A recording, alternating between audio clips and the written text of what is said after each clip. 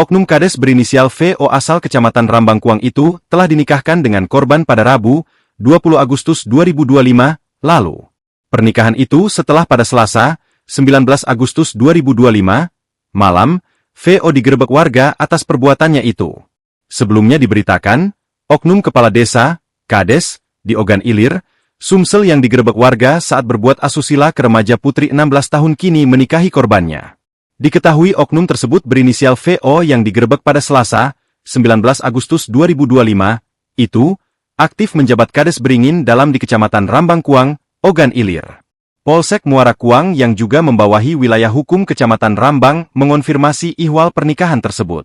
Rangga mengungkapkan, polisi sebelumnya telah mengarahkan pihak keluarga korban untuk melapor ke PPA Satreskrim Polres Ogan Ilir. Namun pihak keluarga memilih tak membawa perkara ini ke ranah hukum dan menerima permohonan maaf VO. Diketahui VO yang berusia 40 tahun itu telah beristri, sementara korban masih berusia 16 tahun. Pada foto yang beredar, tampak VO mengenakan kemeja dan peci hitam saat prosesi pernikahan. Dia menengadahkan tangan, berdoa usai ijab kabul.